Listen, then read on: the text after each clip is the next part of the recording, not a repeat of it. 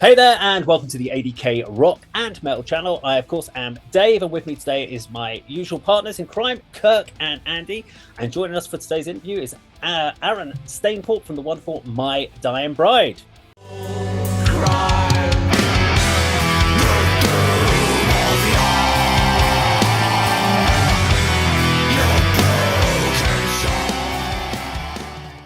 Hello, everyone. Can you see how happy I am? Not living up to stereotype, Aaron. He's full of enthusiasm. Can you feel the misery? Thank you very much for taking the time to chat to us this evening. It is greatly appreciated.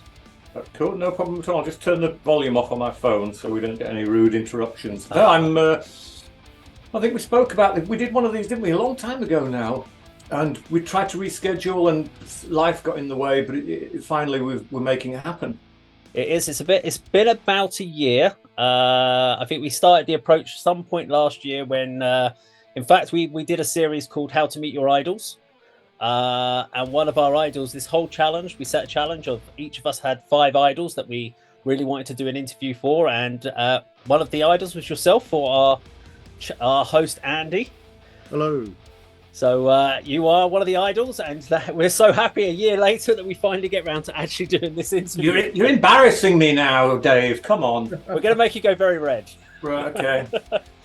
So without further ado, I'm going to hand it over to Andy, who's going to take the lead on today's questions. Over to you, Andy. Thanks, Dave. Hi, Aaron. Hello. Thank you so much for joining us. As Dave said, I initially started the approach, and as you said, sort of things got in the way, and I'm very pleased Dave reached out to you to get you on the channel. So thanks again. Yeah, it's my pleasure. Thanks. Can you hear that car alarm? Sorry, say again? No, it's gone off. So there's a car alarm just went off. Okay. My first question is, when you met Andrew and Rick in that metal bar in probably about 1990, did you ever conceive at that point that you'd become a professional musician, or you'd all become professional musicians, and probably one of the biggest metal bands in the underground? And if not, at what point during the career did that sort of become reality? Well, I somewhat brazenly thought we might have a soupçon of success, not based on our talent, which had yet to be tested, but based on some of the other shit bands who were out there who were signed.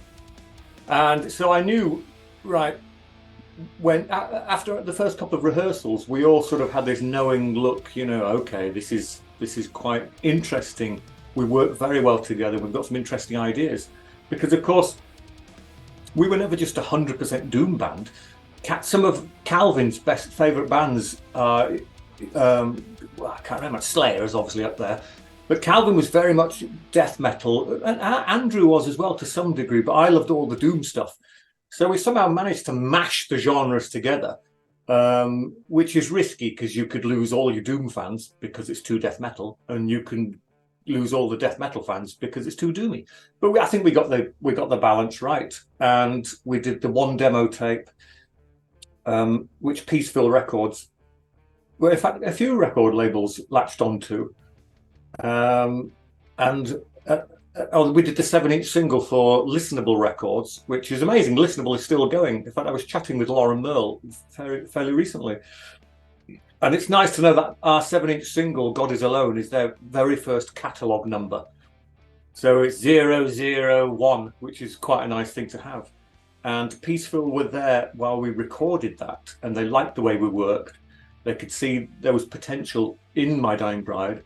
And so we signed a record contract, which was great because, we'd seen our friends Paradise Lost a year or 2 or 3 before go down a very similar route.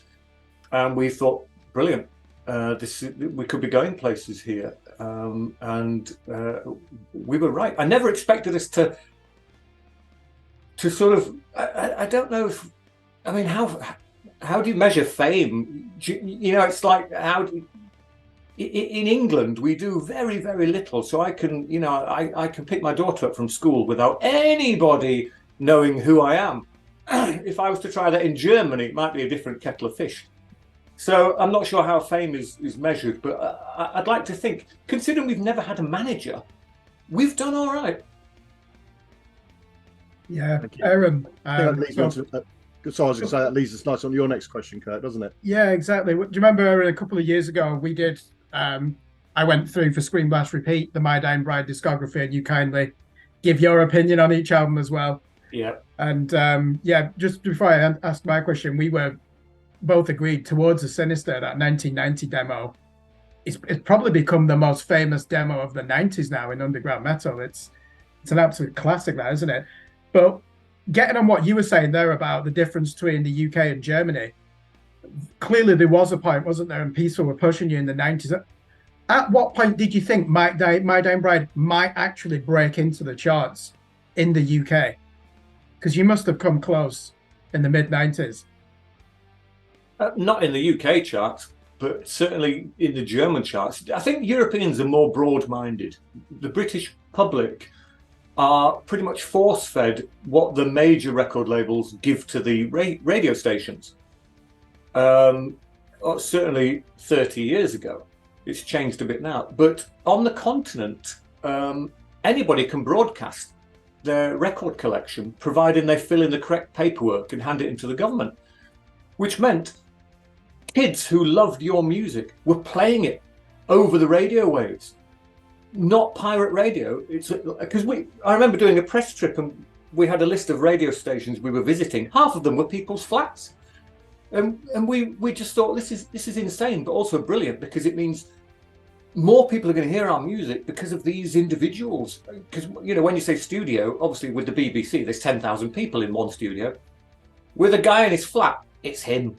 That's all it was. But we got to more people through that than the big corporate sites, radio stations, which was brilliant. And I remember talking to one of these DJs saying, if you tried this in England, you'd be arrested, or certainly heavily fined. And they were gobsmacked. Like, what's the deal? That's Britain. It absolutely sucks. It's not as bad now, I think mostly because of digital radio stations. And it helps, you know, when you type in My Dying Bride and a song comes up, and then similar bands of a similar genre will come up, and it helps spread the word. And that really does help. But that wasn't around years and years and years ago. The radio shows in Great Britain, even the great Tommy Vance's Friday Night Rock Show, would only do your mainstream metal, you know, Iron Maiden, a push. They might do Motorhead, and that's all we got. But now it's different now. But again, at no point in our 33 years of being around have I ever considered charts or numbers, because you've got to remember, we're called My Dying Bride. It's instantly you're off to a negative start with a name like that, and people are going to be thinking, oh, I'm not going, I know where that's going already without listening to the music. And then we write songs that are 12 minutes long, and I've written foreign language songs, and quite often there are no guitar solos, and it's like we're being awkward just to be awkward. It's like we're doing our very best to not get on radio. And we achieved that because nobody plays My Dying Bride. It's changed over the years. You know, when we did The Ghost of Orion, the last album, we purposely made that a bit more easy to get into. And it worked. And, you know, we got to number 12, I think, in the German national charts, which was great, and higher up in a number of other European countries. But when I don't see that as a trophy of sorts. I just think 12, huh? Let's try for top 10 next time. So it just gives you that impetus to work that little bit harder. You know, I don't run around saying we were number 12 in the German charts. Isn't that great, everybody? Everybody pay attention. It doesn't work like that. It just means, well, that's interesting, but let's try harder to get a bit higher up. And then I don't know if we've ever had a number one album. I know we're particularly popular in the Scandinavian countries, but it wouldn't change me. It wouldn't change me if we'd got a number one album. it would put a big smile on my face, and I might have a glass of bubbly, but that's probably about it. But I don't feel, I think because I live in the UK, I don't feel fame at all.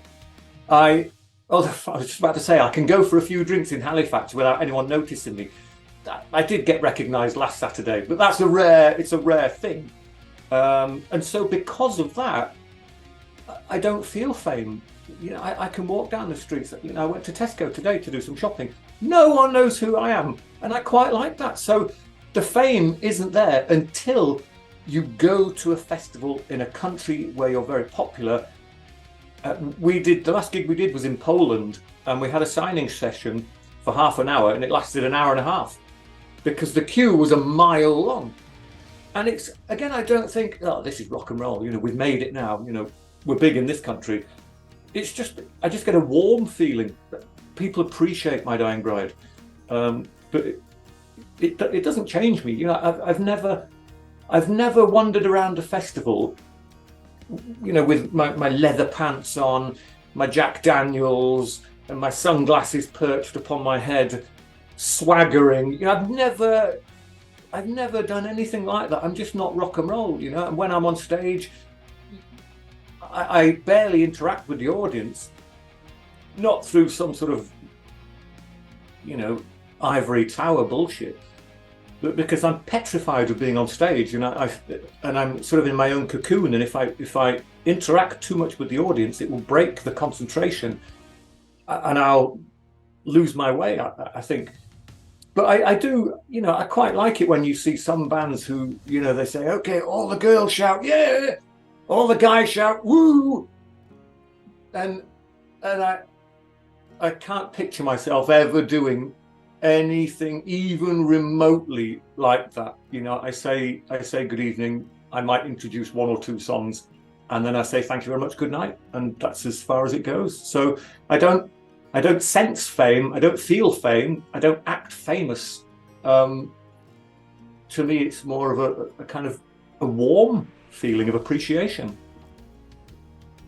Yeah, it's interesting though, isn't it? Because you've done 13 albums. And I remember when we were talking a couple of years ago, was it Like Gods of the Sun? You were all over. You were in Latin America promoting that, weren't you? And Peaceful were putting a lot of money in to get you out there worldwide to clearly ship some units. There was a launch party in New York City, of all places, and I went over to do I don't know why it was only me that went, probably budget. And they hired, the record label hired this kind of lounge place, and it was all done up in the colours, the purples and the pinks and the blacks of the album cover. And it was a very swanky affair. You know, I didn't know anybody there, of course. And I'm not sure half of them knew, I'm not sure half of them knew who I was. Because again, this was sort of, it was really pre-internet. There might have been some internet, but certainly not in everybody's household. So apart from photographs in press, I don't think many people knew who I was, and I certainly benefited from having people from the record label introducing me to everyone. And there was a funny occasion, I think I've probably spoken to both of you about this in the past, where, bearing in mind, this was a long time ago, and the record label people were chatting, and they were saying, oh, I think My Dying Bride would be a good opening act for Marilyn Manson. And I said, oh, who's she? Because I'd never heard of Marilyn Manson. And it was a funny little faux pas, but I think it highlighted the fact that I don't mix in rock and roll circles. I don't know people. I don't go to parties. I'm not socially inept, but because maybe I'm just terrible with faces and names. I sometimes feel like if I go somewhere where there's a gathering of like-minded people, I just forget who they are, and they'd come, Aaron, remember me? I'd just go blank, and I'd say yes anyway. I wouldn't have a clue who they were. I'm just terrible with names and faces. So to avoid that awkward situation, I don't schmooze. I don't. We always have, obviously, when you play the festivals, the VIP passes for the, and there's always a VIP bar that only the bands can go to. And you normally get a handful of tokens, and I'll go to the bar. I never go to the bar on my own. I always drag somebody else from the band, and we go and spend our little tokens, and we sit on our own little table or stand in the corner. And for the most part, whichever other band member I'm with, they'll be recognizing, oh, that's Dave from Morbid Angel, and that's him from whatever, and that's that woman from that other band. And I just I haven't got a clue who these people are. I've got half the records, but I don't have a clue who they are. And it's not, I was going to say I've got no interest in talking to them. It's not that I have zero interest in what they've got to say, because if I've bought their albums and I like their albums, you would find it natural to want to speak to them and say, oh, I loved your album, particularly song number 3. It was brilliant. Blah, blah, blah. Looking forward to seeing you later on. I can't even get those words out, because if they ask me something different, I'm stuck. You know, I'm not very social. So and again, that's touching on the fame thing. We go to the bar, we spend our little tokens, we have a few drinks, and then we go back to do what we do. You know, I'm not there to be seen. I'm just there because I've got some tokens and I'm not going to waste them. Do you know one person? So before I move on to the next question, I think you and Michael Gira from Swans. Now that is, I think you could probably socialise with them, couldn't you? Yeah, and I for years I never knew how to pronounce his surname, and then I went to see his solo tour, which was either the beginning of this year or the end of last year, and he played in the Unitarian Church in Liverpool. And because I was insisting that I got front row seats, I arrived at 3 p.m. Doors were at 7:30. You fanboy. Exactly, and I got my front row seats because it was in a church, so you know it's not like a venue. So I needed to do the front row because I knew he always sat down and performed. If you sat at the back, you're not going to see a great deal. So I made sure I got there to the front, and at the end of it, he actually, for some reason, he said, I think at the end he got up and said, "Thank you all very much. My name's Michael Girard." Oh, okay. Girard.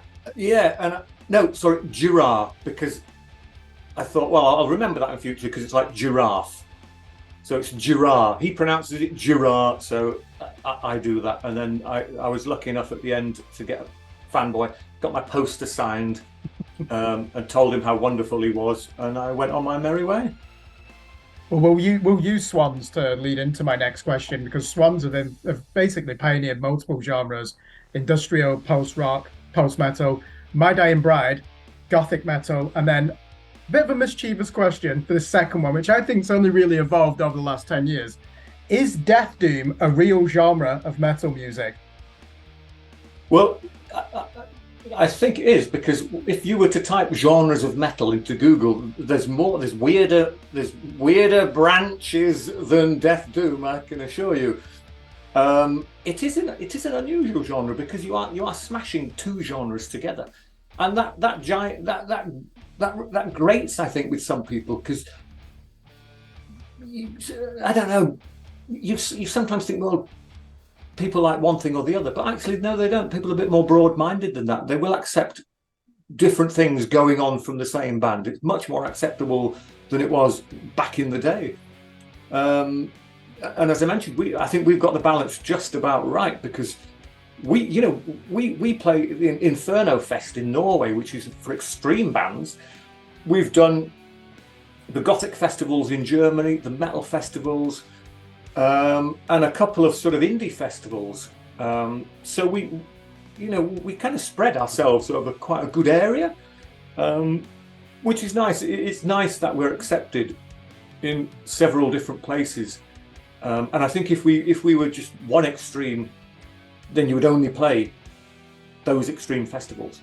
You wouldn't be invited anywhere else, because that's what you're known for. That's what you do, and you're going to do it to these people, and that's all they want. But we managed to to play to lots of different people, to varying degrees of success.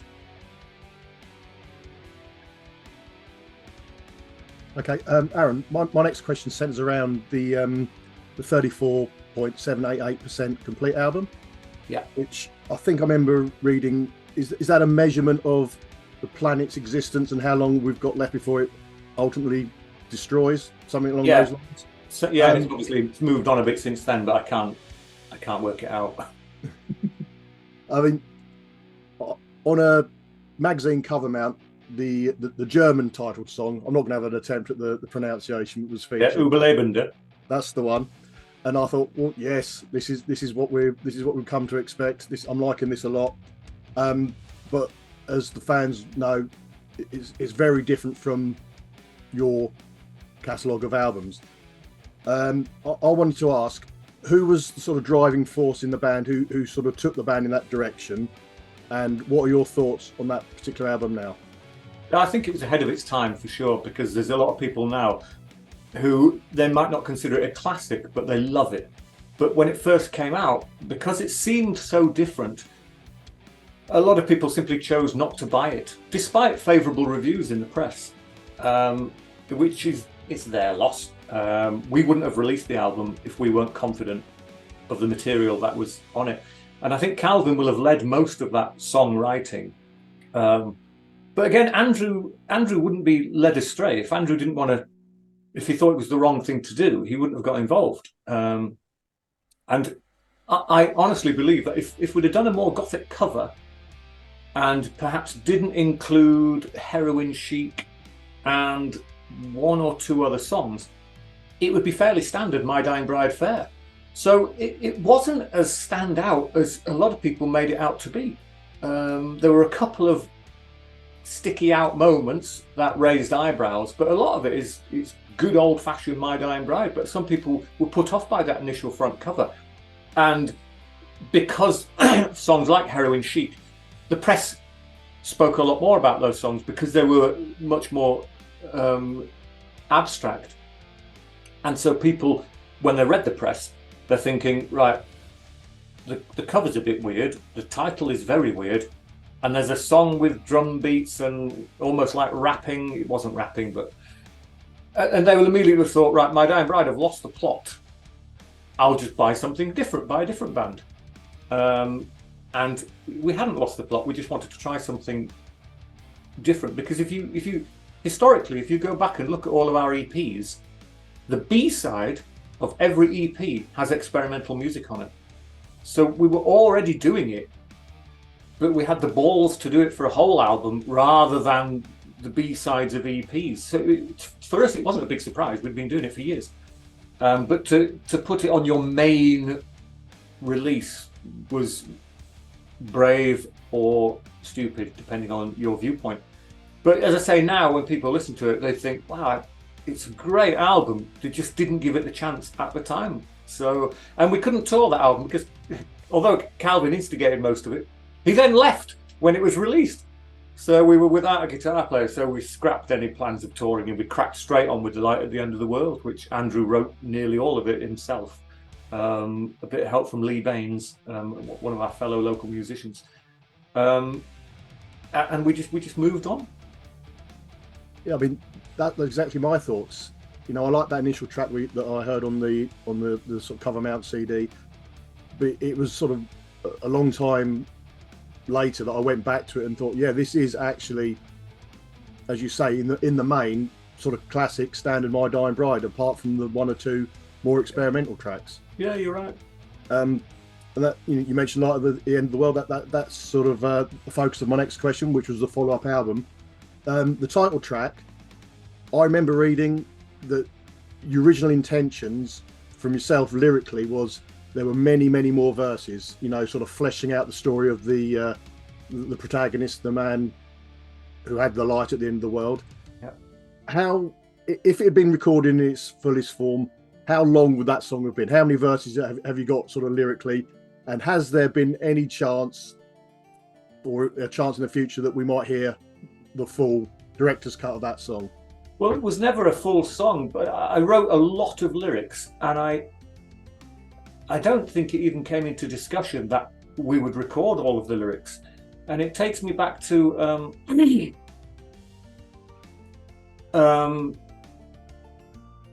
gosh, what was something like Peter and the Wolf or some classical piece, and there were lyrics, but there was no one singing them. So there's music, and there's words, but there's no vocals. And I sort of quite like that as a weird thing.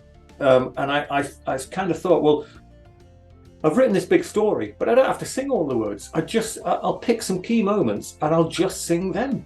And I think the rest of the band might have been scratching their heads a little bit, thinking, all right, he's lost the plot a little bit there. But I just thought it would be a good idea, and I thought if people spread the word that what you hear is only part of the story. There's lots more of that story to go, and it might encourage people to go and look for the lyrics. I mean, again, it was probably pre-internet, I guess. So it might have encouraged someone to buy the album because all of the lyrics are on the album, the full story's there. But no, there was never an intention to sing every single word. And in fact, I've done that on a couple of songs where I've written a line and I just think, do you know, I don't think that line needs singing. Which, from a vocalist point of view, normally you want to be all over everything, don't you? You want to stamp your mark on that thing, and I'm fucking singing the full stops and everything. And for me, it's not like that. I don't mind writing stuff and not singing it, which almost sounds like laziness. But I think it just adds a little bit of intrigue and mystery, and we always like that, particularly in the early days. You'll notice all press photographs and all photographs on albums of My Dying Bride were always distorted. There's never just a picture of this. There's something on it. There's whatever, and we only ever used our first names on certainly the first 3 or 4 or 5 albums. We weren't trying to hide our identity, but we didn't. Again, it's the fame thing. We didn't want to scream and shout, "Look at me, look at me." So we distorted all our photos and we only used our first names. And we liked having that little bit of mystery about it. And I think missing out some of the lyrics adds a little bit of mystery to some of the music.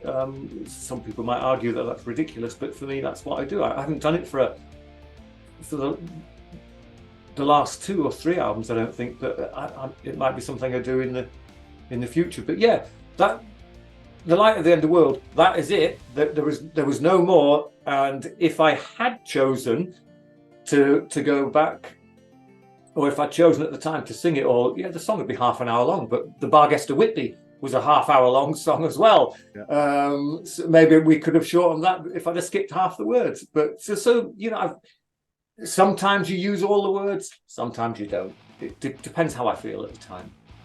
Thank you. We go back to Calvin Robertshaw then. We were talking, weren't we, about the 1998 album 34.788%. So he returns in 2015, isn't he, for that great comeback album, Field of Misery. He seems to have left in a whimper, though. What happened? Why was he back in the band? Why did he leave so soon? It's funny, Calvin was always with us because, oddly, when he left after 34, it all went quiet, and so we thought, right, we're not going on tour, let's knuckle down and start the next album. Then, when we eventually did go on tour for The Light at the End of the World, Calvin was the tour manager. So he was with us for the next 10 years, I think, behind the scenes. So Calvin was kind of already there. And then he disappeared again. And then, as you say, returned for Feel the Misery. And I try not to get involved too much in the writing of the music because I'm not a musician. I don't play an instrument. I have some ideas, but they're limited. But obviously Calvin and Andrew are the main songwriters. And I just think because Calvin likes his dirty death metal, he was trying to introduce a lot more dirty death metal riffs. Killer riffs, but not quite suitable for My Dying Bride. And I think over the couple of years, I think he realised, you know what, I think it might be a waste of my time because I've got tons of awesome riffs and I can't squeeze them into My Dying Bride. It's the wrong platform. So he left and he's formed some band whose name escapes me at the moment, and doing what he wants to do, which is surely that's what we all want to do, the thing that we're keen about. So again, Andrew was left in the lurch a bit when it came to The Ghost of Orion, but Andrew's such a strong songwriter. From an outward point of view, it didn't look like it phased him one bit. Andrew's got a million riffs and they're all awesome. He put them all together and the album came out and it was amazing. And I often tell him how good his riffs are, but again, he's almost anti-fame like me. He's like that, it's whatever. And but when you hear some of his riffs, your hair stands on end, and you're just like that. Oh my god, it's awesome. And he's just like water for ducks back. So he was left to do the whole album, and sometimes I think, wouldn't any guitarist relish the idea of doing all the guitars? So secretly, I think he was quite chuffed. Hard work, but he put the work in, and it paid dividends in the end. And Neil joined us just as we were putting the finishing touches to The Ghost of Orion. So Neil wasn't on it. So the album we finished recording 3 weeks ago, that's Neil's debut album. So he's super excited at the moment. Yeah, we'd like to find out a bit more about the new album. Before we move on to that, though, it's interesting what you said. I didn't know that Calvin became your tour manager.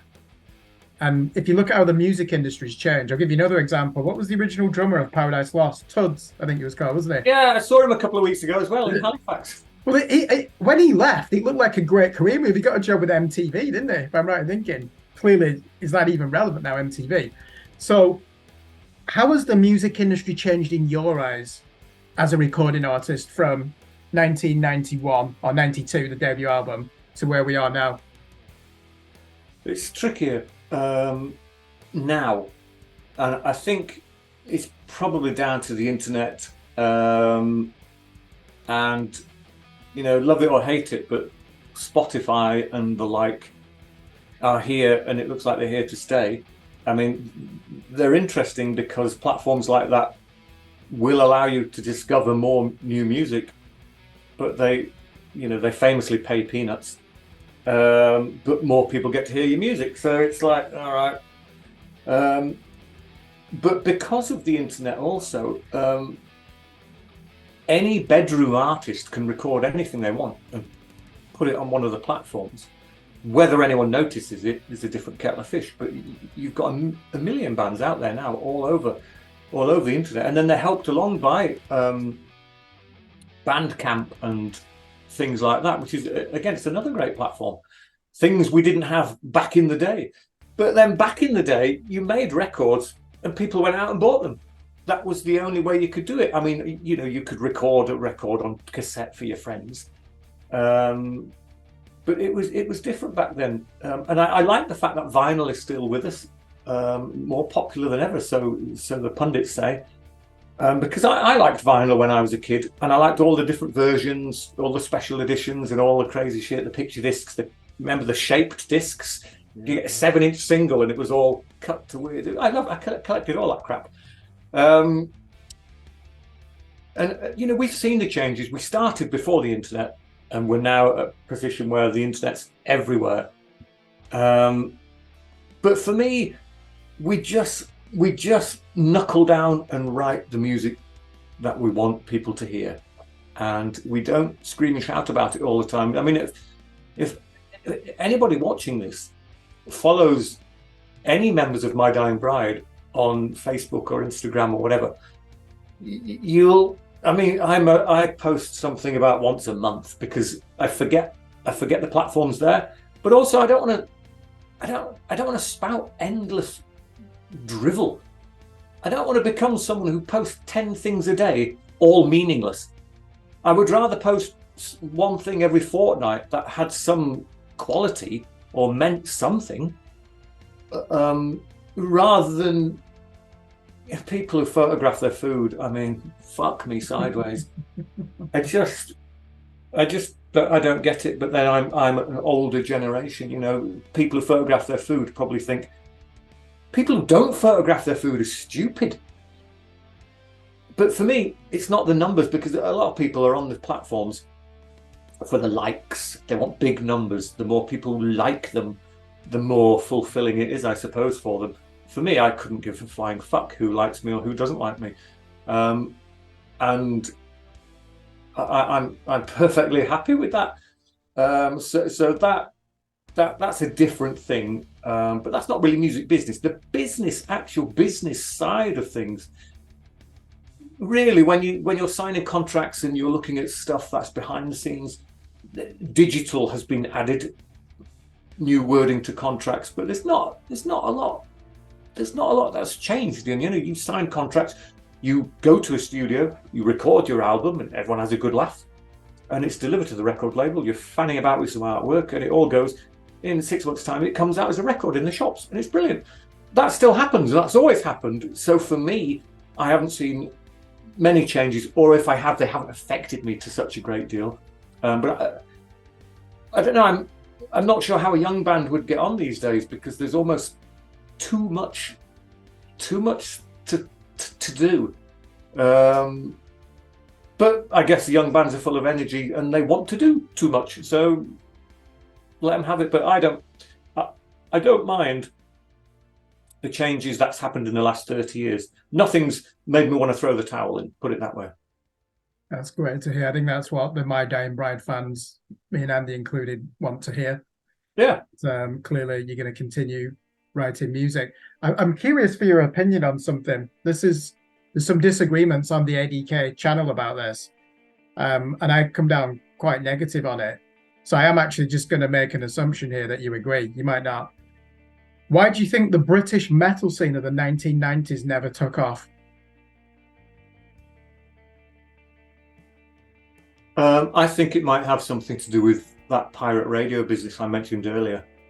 It's quite difficult to get your metal played on British radio still. I mean, even Six Music plays some weird stuff. But every now and again, it kind of makes me smile. I've heard the DJ saying, "Oh, we've had a request for My Dying Bride from Charlie, who's sat on the toilet in Lincolnshire. We'll play some later on. We're not playing it now." And so we've heard the name bartered around on British radio once or twice, but they've never played it. But we're played in the continent all the time, and it's the same with every band. Even the more commercials, it's Def Leppard, they were played everywhere. But you've got to be really commercial to get your stuff on the radio. And in the UK, seemingly anyone can do it on the continent. But the British radio stations, again, not so much now, but back then, I think there were 6 record labels, from what I've been told, who they told the radio stations what to play. They had the market cornered. They gave the records to the radio stations and said, just play those. And if you're not on one of those labels, forget it. And I think that's probably why it was not necessarily a failure, but bands from the 90s could have had a lot more success if pirate radio wasn't an issue. Yeah, there are some great bands from that era, but we're talking probably less than 10 legends. Obviously, My Dying Bride are one of them. You got Carcass, Bolt Thrower. They really pushed through in the 90s. Obviously, Paradise Lost, Cradle of Filth. But can you get beyond 10, that really went out, had success, created subgenres within music, like My Dying Bride, to be fair, Anathema as well. When you look at all the American bands, I think the Americans just dominated the 90s. Grunge, alternative music, that became heavy. And then obviously you've got nu metal, groove metal, industrial metal. It was all coming from America, really. It was only really black metal that changed the landscape, to back towards a more European sound in the 90s. I just think we got left behind. We did, and it's also I'm going to blame the great unwashed public here to some degree as well, because British people are a sucker for something foreign and exotic, not something from Yorkshire. They're immediately put off by anything British because they're British. And rather than support local talent, they want, American bands were cool, and European bands were a bit exotic and a bit weird. British bands were just British bands, and so British people just sort of shrugged their shoulders and went, "Do you know what? I want some Metallica rather than some Slammer." Yeah. So the Brits like foreign music, and if you're British, you suffered a little bit for that. Aaron, we spoke earlier about lyrics, particularly the Light of the End of the World lyrics, and yours are well renowned and absolutely amazing. Many songs feature a protagonist going on a journey or an event. I mean, songs like Thrash of Naked Limbs and Your Shameful Heaven explore a different avenue. And I actually wrote into the fanzine asking, were they based on your own experiences or just fantasies? But that's something else. That's a different conversation, right? Yeah. What are your sort of inspirations for some of the characters, some of the storylines that you sort of create in your lyrics? Oh God! Well, I mean, I almost never stop reading, and a couple of years ago, I was in a small town in North Yorkshire, and I went to not the library. I went to a bookshop, and I just went straight up to the guy and says, "Where are your poetry books?" And he said, "Oh, nobody asks for poetry books in here." And I says, "Well, they do today." And he said, "Come with me." And he had 18 books.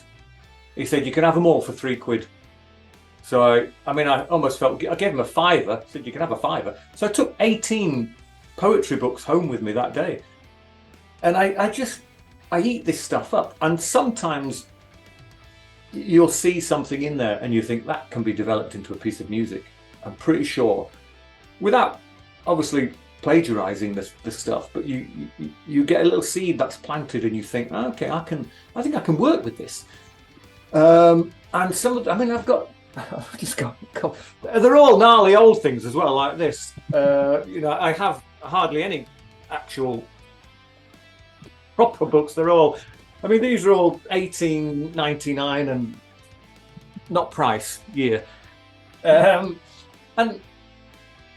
no one's heard of these people, which is why the books are so cheap. And so inspiration can come from anything that I'm reading.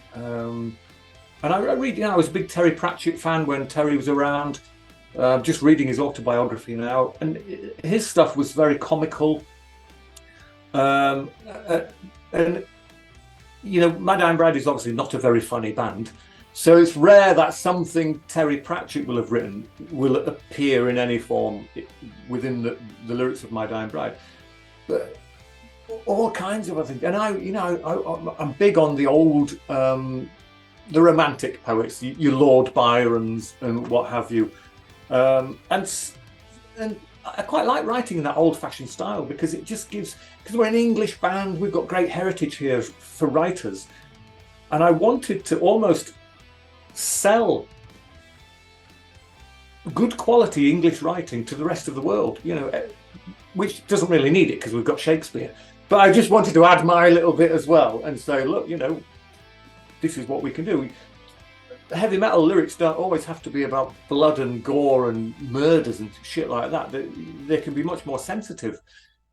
And so I've always got pen and paper. I've got notebooks coming out my ears because you can just be wandering down the street and something will pop into your head and you think, actually, I'll just write that down. It might not turn into anything, but it could be your next turn loose the swans. You never know. So you capture every drop of thought to use later on.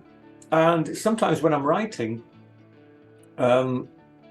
if we're sort of in between albums, I still like to write. And when I finish, I sometimes think, that might make a good lyric for My Dying Bride. And other times it just goes into my book of poetry. I've got hundreds and hundreds of poems. Some are just short little snippets. Some of them are sort of mini epics. I just like writing. I suck words in and then I spit them all back out again. And some of it falls onto My Dying Bride. But I'm writing all. It's like Andrew. Andrew's always playing guitar. He's always noodling away, recording stuff. He's got a great riff. Capture it quick before it disappears. And I'm always writing stuff down. And inspiration can come from the TV, theatre, films, books, people you meet, and it's nice to be open to those sort of those areas. You know, I don't think to myself, right, I'm only reading 17th century English poetry. Why would you narrow it down? I'll read anything, absolutely anything. I'm reading. There's a book upstairs I'm reading at the moment. I'm reading in bed called oh God, A Gentleman in Moscow, which is so well written. And the author has an unusual title, unusual name, something like Amor Towels or something like that. But it's a great book. It's so well written, and I'm jealous of the style and the quality of the writing. Whether or not some of it somehow will work its way into My Dying Bride, who knows? But if it does, it will have obviously been twisted and changed so much that the source material would not be recognisable. But inspiration is mostly from books, but it can come from anywhere. Thank you so much for that. 33 years of a band. I think you said earlier 13 albums. Can you narrow it down for us? The one you're most proud of, your favourite of your albums? Well, mine for a long time was The Dreadful Hours. Yeah, that's my favourite. I think it was a good time for the band. Everyone was getting on really well. The music was really good. We were doing some good tours in some big venues, and it's an album where I think from start to finish it's brilliant all the way through. And I can happily listen to that album from start to finish without a single pause. And it's great. Other albums have got moments of greatness but aren't necessarily solid all the way through. But they're all, you know, when we're trying to figure out which songs we're going to play live, we go through the whole back catalogue. At no point do you say, "Oh, let's give that album a miss." You know, that what you're not included. We go through all the albums, but of course we've got so many albums now and so many songs.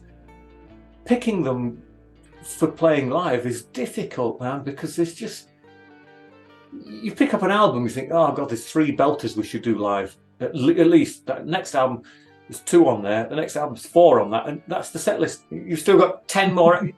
Where do we even begin? We're having a little debate at the moment. We've got a gig in Mexico City on November the 3rd, I think it is, and I think we're on for about an hour and 20 minutes or something like that.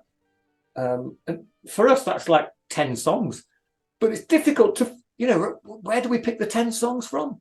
Though we have just finished a new album, we won't be debuting any new songs. But we try to get a broad spread from the old stuff to relatively new. There's a song we're doing Your Broken Shore from The Ghost of Orion, right back to Turn Loose the Swans. And actually we're doing the cruise ship, 70,000 tons in January. And you do an hour on the way out and then an hour on the way back. And so we need to rustle up 2 hours worth of music. You know, we'll be doing Thrash of Naked Limbs, erotic literature, some real old classics will be in that set, and it'll be great. And some people have said, why don't you do an early set and a more contemporary set? And fuck that, we're going to mix them all up, and so you get a bit of everything. So people will hopefully come and see us twice, because the idea is both sets are supposed to be different. But last time we saw it, a lot of bands played the same set twice, which is a cop-out. I mean, what's the point of that? So we're digging out a lot of old classics, certainly for the cruise ship. Can I ask the awkward question then? Clearly, at the time, all albums that you produced, you thought they were good enough to release.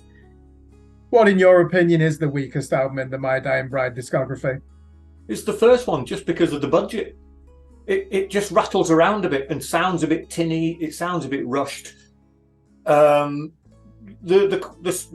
song quality writing is there. In fact, we re-recorded Return to the Beautiful, Return of the Beautiful on the next album, or anyway, re-recorded it because we felt it was such a great song, but it's sat in the doldrums of poor production.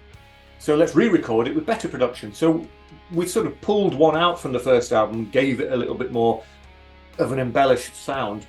And you could argue, well, why don't you just go back and re-record the first album again and give it a modern production quality? And then you start to think, well, it is of its time. It's everybody's first album is a bit scratchy in places. It's just a little bit, you're finding your feet. And so that's almost like that's how it's supposed to be. But there are songs on that I just think, I wish the guitar tone that we have today was on that. So for me, the weakest one, it's not because of the quality of the songwriting, it's the quality of the sound. It's the first album. Yeah, the reappraisal of that record, though, I'll give you an example. Same with Lost Paradise by Paradise Lost. Atrocious production on that one. Now, there are bands that try to sound like As the Flower Withers and Lost Paradise because they want to recapture almost like that naivety, but there's a lot of extremity there, especially on, it's more of a death metal album to me, As the Flower Withers. And I love it. And it's like you've got bands in the digital age who want to try and sound like that. I know.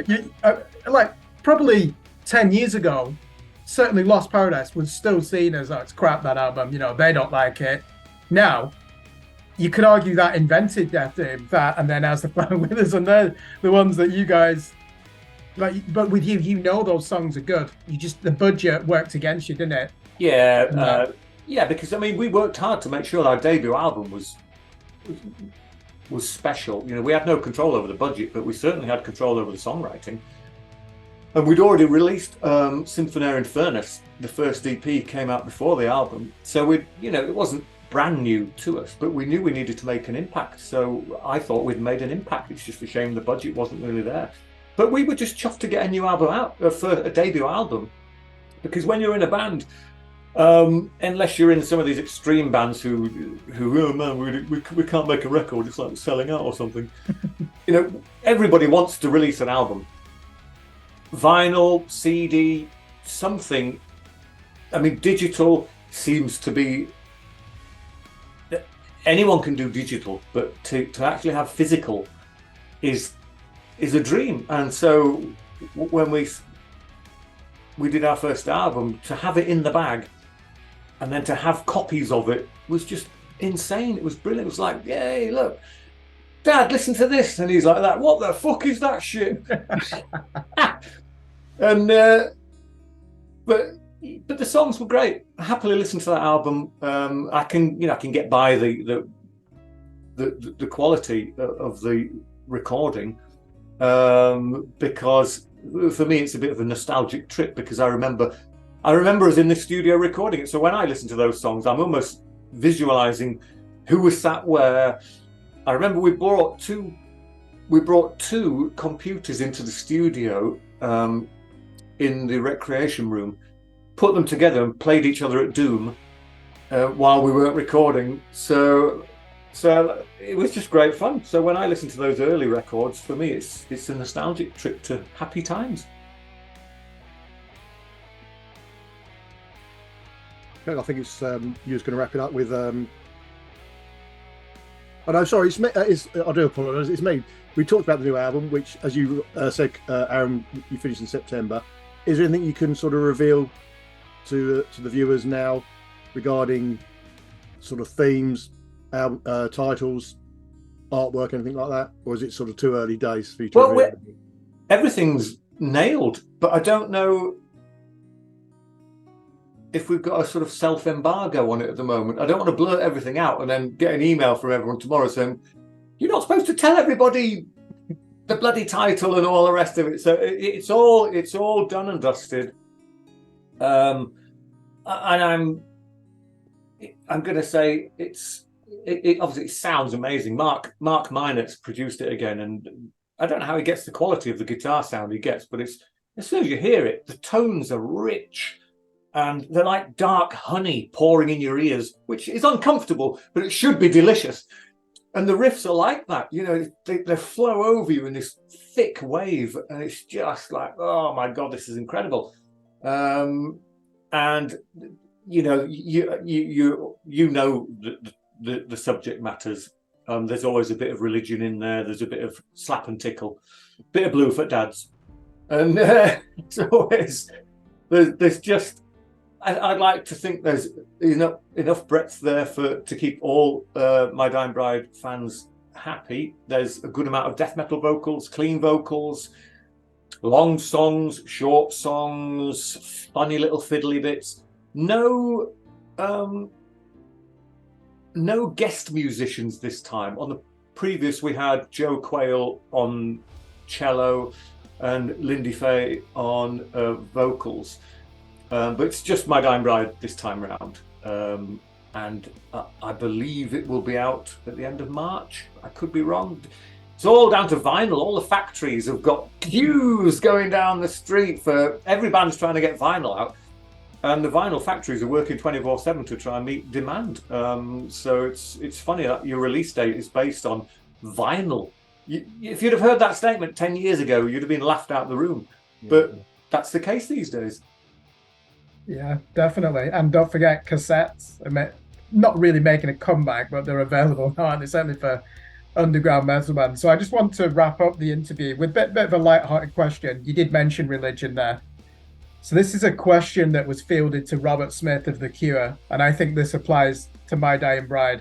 So My Dying Bride's fans are famous for their devotion to the band. Is My Dying Bride a religion? Well, let's wait for the next census, shall we? Instead of people putting Jedi, put My Dying Bride. Well, we did. Your fame is different in different territories. As I mentioned, in Poland, they absolutely love us. And someone posted a photograph on Facebook recently. Someone's got My Dying Bride logo tattooed around the back of their head. And you think, wow, that's not just a little one there you can cover up in the office. This guy's bold and he's got the MDB logo all the way around the back of his head. And I've seen people with My Dying Bride tattoos hither and thither, and it's amazing. You like something so much you're going to put it on your body for the rest of your life. And I think I have no tattoos. I have no piercings. I'm the least heavy metal rock star singer you've ever met. I just don't. I don't know. Fuck knows why. I just don't seem to have stumbled into needles of any sort. Our doorbell is ringing, and it is to the tune of the woman who sang the Titanic theme. And I'm hoping someone's going to answer it, and I'm hoping you're not picking it up. But yeah, some people worship My Dying Bride, and if you're going to worship something, it must be a religion. I think it's more of a spiritual thing, to be honest. Because if it was a religious thing, I would have to be a god, and let's not go down that route. I haven't got time for that. There you I've go. got no piercings. I've got no tattoos. Certainly not wearing any crowns or halos either. I think that's a great answer. Robert Smith's answer was, no, I hate religion, in a playful way. And then he went off saying now he was raised as a Catholic and now he's an atheist. So I just want to see what your answer would be to that question. Yeah, well, maybe in Poland. And on that bombshell, there we go. It leaves it for me just to wrap this one up and obviously say a big thank you to Aaron for joining us this evening to answer obviously Andy and Kirk's questions. If you're watching this at home, please make sure to subscribe to the channel. Go over, check out My Dying Bride. Make sure you go on the Spotify, stream. They'll make about 20 pence because that's all that Spotify seems to pay for anyone. But if they have physical media, please buy that because that's even more important. And again, just thank you very much to Aaron for joining us on the channel today. Cheers, guys. It's been Thanks, Aaron. very interesting and a lot of fun. Thank you for your time. Thank you. Thank you. Pleasure.